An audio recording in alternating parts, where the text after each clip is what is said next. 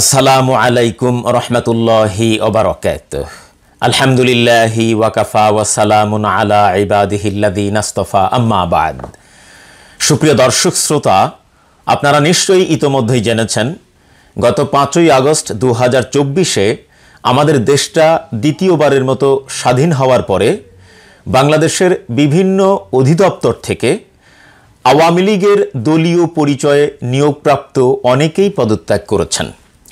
তারই ধারাবাহিকতায় ঢাকা বিশ্ববিদ্যালয়ের সদ্য পদত্যাগী ভিসি অধ্যাপক ডক্টর এএসএম মাকসুদ কামালের জায়গায় 30তম ভিসি হিসাবে নিয়োগ পেতে যাচ্ছেন অধ্যাপক ডক্টর নিয়াজ আহমেদ খান। অনেকেরই প্রশ্ন যে 30তম ভিসি হিসাবে ঢাকা বিশ্ববিদ্যালয়ের যে ভিসি নিয়োগ পেতে যাচ্ছেন সেই ডক্টর নিয়াজ আহমেদ খান আসলে কে?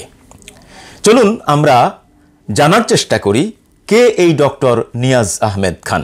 নিয়াজ আহমেদ খান 1966 সালে চট্টগ্রামের লোহাগাড়া উপজেলার চুন্তি গ্রামে জন্মগ্রহণ করেন। তার পূর্বপুরুষ খান বাহাদুর নাসিরউদ্দিন ছিলেন অবিভক্ত ভারতের একজন ডেপুটি ম্যাজিস্ট্রেট এবং ডেপুটি কালেক্টর।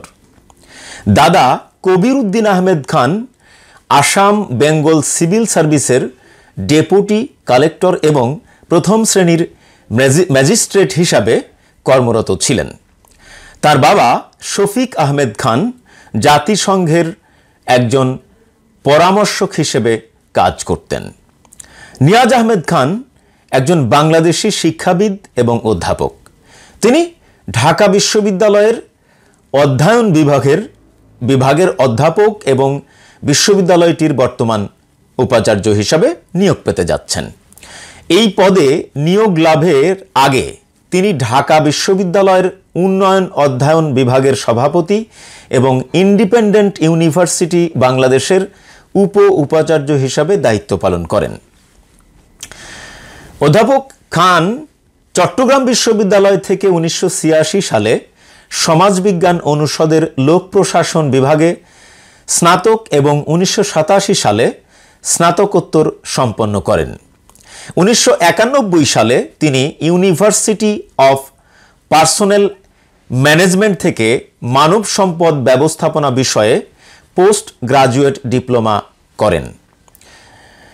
অধ্যাপক খান কমনওয়েলথ বৃত্তি নিয়ে যুক্তরাজ্যের ওয়েলস বিশ্ববিদ্যালয় থেকে পিএইচডি ডিগ্রি অর্জন করেন এবং পরবর্তী সময়ে অক্সফোর্ড বিশ্ববিদ্যালয়, সোয়ানসি বিশ্ববিদ্যালয় এবং এশিয়ান ইউনিভার্সিটি অব টেকনোলজিতে পোস্ট ডক্টরাল গবেষণা সম্পাদন করেন। অধ্যাপক নিয়াজ আহমেদ খান 2006 সালে ঢাকা বিশ্ববিদ্যালয়ের উন্নয়ন অধ্যয়ন বিভাগের অধ্যাপক হিসেবে যোগদান করেন। এর আগে তিনি চট্টগ্রাম বিশ্ববিদ্যালয়ের জনপ্রশাসন বিভাগের অধ্যাপক হিসেবে দায়িত্ব পালন করেন। তিনি এশিয়ান ইউনিভার্সিটি ফর উইমেন এর ডেভেলপমেন্ট স্টাডিজের বিশেষ অতিথি অধ্যাপক হিসেবে কাজ করেন এবং অক্সফোর্ড বিশ্ববিদ্যালয়ের কুইন এলিজাবেথ হাউসে senior Commonwealth fellow, South Asian fellow হিসেবে গবেষণা সম্পন্ন করেন। এছাড়াও তিনি IUCN এর বাংলাদেশ কান্ট্রি অফিসে কান্ট্রি রিপ্রেজেন্টেটিভ 2009 থেকে 2011 হিসেবে এবং জাতিসংঘ উন্নয়ন কর্মসূচির UNDP Chittagong hill tracts development facility CHTDF এর জ্যেষ্ঠ প্রোগ্রাম সমন্বয়কারী 2004 থেকে 2006 হিসাবে দায়িত্ব পালন করেন। তার কর্মজীবনে আরও উল্লেখযোগ্য পদগুলোর মধ্যে রয়েছে এশিয়ান ইউনিভার্সিটি অব টেকনোলজির এশিয়া রিসার্চ ফেলো 1996 থেকে 1998 এবং পল্লী কর্মসহায়ক ফাউন্ডেশনের PKSF সংক্ষেপে অপারেশনস বিভাগের ব্যবস্থাপক হিসেবে কাজ করেন। সময়কাল ছিল 1990 থেকে 1992। ডক্টর নিয়াজ খানের তত্ত্বাবধানে বর্তমানে দেশ ও দেশের বাইরে 17 জন PhD গবেষক এবং 8 জন MPhil গবেষক গবেষণা করছেন। পাশাপাশি 2 শতাধিক গবেষণামূলক প্রবন্ধ ও বইও লিখেছিলেন তিনি। দর্শক, এই ছিল অধ্যাপক ডক্টর নিয়াজ আহমদ খানের সংক্ষিপ্ত পরিচয়। এই পরিচয়ে আমরা যতটুকু জানতে পারলাম, তিনি অসম্ভব মেধাবী এবং খুবই বিদ্যা অনুরাগী একজন মানুষ।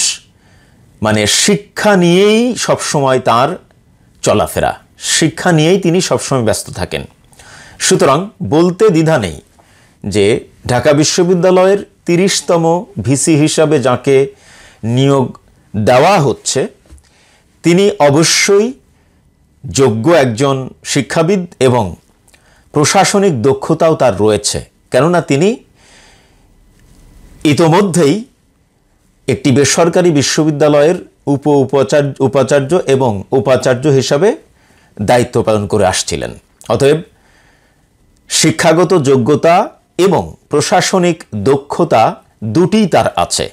সুতরাং বলতে দ্বিধা নেই যে ঢাকা বিশ্ববিদ্যালয়ের 30তম ভিসি হিসাবে যিনি নিয়োগ পেতে যাচ্ছেন, তিনি অবশ্যই এই সময়ের জন্য খুবই যোগ্য একজন ব্যক্তি, কারণ তাকে কোনো দলীয় পরিচয়ে এখানে নিয়োগ দেওয়া হচ্ছে না।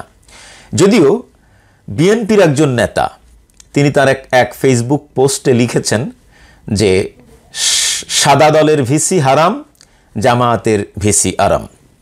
যদিও উনি জামায়াত করেন কিনা এ বিষয়ে আমি কোনো তথ্য এখনো আবিষ্কার করতে পারিনি, তবে যতটুকু শুনেছি উনি জামায়াত ঘরানার একজন মানুষ। এখন কথা হলো যে তাকে তো জামায়াত নিয়োগ দেয়নি, বর্তমান অন্তর্বর্তীকালীন সরকার তাকে নিয়োগ দিয়েছে এবং তিনি কোনো দলীয় পরিচয়ে নিয়োগ পান নাই। তো এখন তার কাছে আমাদের কোনো কিছু চাওয়া বা পাওয়ার আছে কিনা? আমার কিছু চাওয়া এবং পাওয়া আছে। সেটা হচ্ছে ঢাকা বিশ্ববিদ্যালয় সহ বাংলাদেশের বলা যায় প্রায় সকল পাবলিক বিশ্ববিদ্যালয়গুলিতে নতুন হিসাবে যারা বিশ্ববিদ্যালয় নতুন ছাত্র হিসাবে যারা বিশ্ববিদ্যালয়ে ভর্তি হন, তারা অনেক সময় এই যে এক ধরনের গণরুমে তাদের থাকতে হয় এবং সেখানে আমরা গত 15 বছর দেখেছি ছাত্রলীগের নেতাদের দ্বারা তারা নির্যাতিত নিপীড়িত হয়েছেন। তো এই জায়গায় আমি আশা করি ওনার প্রশাসনিক দক্ষতা আছে। ঢাকা বিশ্ববিদ্যালয়ে যেহেতু উনি দায়িত্ব পালন করতে যাচ্ছেন, সুতরাং স্পেশালি ঢাকা বিশ্ববিদ্যালয় কেন্দ্রিক কথাবার্তা বলাই আমাদের উচিত। আমরা ওনার দায়িত্ব গ্রহণের পর থেকে এইটা যেন আর না শুনি যে দলীয় পরিচয় না থাকার কারণে ঢাকা বিশ্ববিদ্যালয়ের আবাসিক হলে নতুন ছাত্ররা সিট পাচ্ছে না, এইটা যেন আমাদের আর না শুনতে হয়। অর্থাৎ নতুন একজন ছাত্র ঢাকা বিশ্ববিদ্যালয়ে ভর্তি হয়েছে বা একজন ছাত্রী ঢাকা বিশ্ববিদ্যালয়ে ভর্তি হয়েছে, তার যোগ্যতা বলেই তিনি ঢাকা বিশ্ববিদ্যালয়ে ভর্তি হয়েছেন। অতএব তার যোগ্যতা বলেই তিনি ঢাকা বিশ্ববিদ্যালয়ের আবাসিক হলে হল পাবেন। কোনো রাজনৈতিক ছাত্র সংগঠনের কোনো নেতার পরিচয়ে তাকে যেন সিট পেতে না হয়, এই বিষয়টি অবশ্যই তদারকি করে এই এক ধরনের নোংরা কালচার ঢাকা বিশ্ববিদ্যালয়ে বহুদিন ধরে চালু ছিল, এই নোংরা কালচারের অপসারণ আমরা চাই। পাশাপাশি ঢাকা বিশ্ববিদ্যালয়ের কোনো ছাত্র যেন কোনো রাজনৈতিক ছাত্র সংগঠনের মিছিলে বা সমাবেশে তাদেরকে যেতে বাধ্য না করা হয়। একজন নতুন স্টুডেন্ট ঢাকা বিশ্ববিদ্যালয়ে ভর্তি হয়েছেন, তার যদি কোনো ছাত্র সংগঠন পছন্দ হয়, তিনি স্বাধীনভাবে সেই সংগঠনের সাথে উনি জড়িত হতে পারেন। এটা তার বাক স্বাধীনতা, এটা তার রাজনৈতিক অধিকার। যদি কেউ মনে করে আমি কোনো রাজনৈতিক ছাত্র সংগঠনের সাথে জড়িত হব না, সেই স্বাধীনতাও তার থাকতে হবে। এই স্বাধীনতা নিশ্চিত করার জন্যে আমরা নতুন এই ভিসি ডক্টর নিয়াজ আহমদ খানের কাছে দাবি জানাচ্ছি। পাশাপাশি এই যে একটা লম্বা সময় ধরে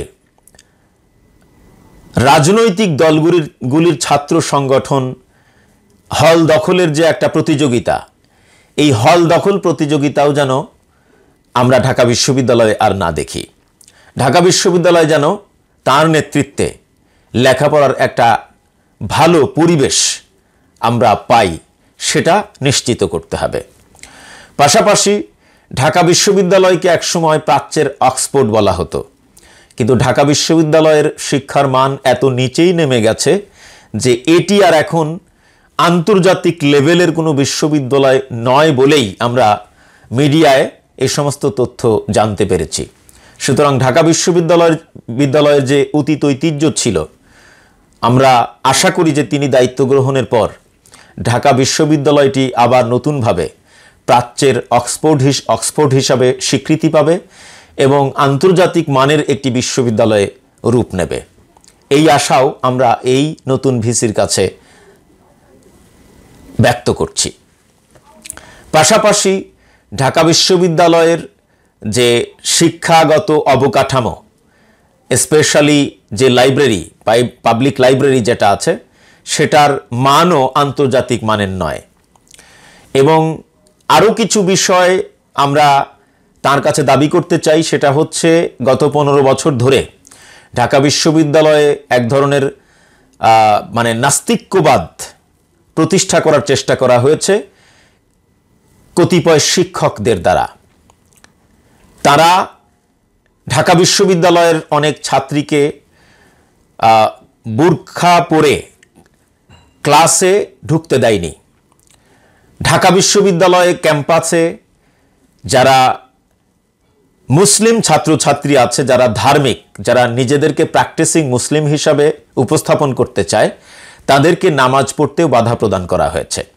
সুতরাং ঢাকা বিশ্ববিদ্যালয়ের সকল ছাত্রছাত্রী তাদের স্ব ধর্ম পালনে তারা যেন স্বাধীনতা ভোগ করতে পারে, সেটি নিশ্চিত করতে হবে। এটি নিশ্চিত করার দাবি জানাচ্ছি। পাশাপাশি ঢাকা বিশ্ববিদ্যালয়ে যারা গত 15 বছর নানা অনিয়ম, নানা নির্যাতন, নিপীড়ন করে ঢাকা বিশ্ববিদ্যালয়ের ছাত্রছাত্রীদেরকে জিম্মি করে রেখেছিল, তাদের ছাত্রত্ব বাতিল করে তাদেরকে ঢাকা বিশ্ববিদ্যালয় থেকে বহিষ্কারেরও দাবি জানাচ্ছি।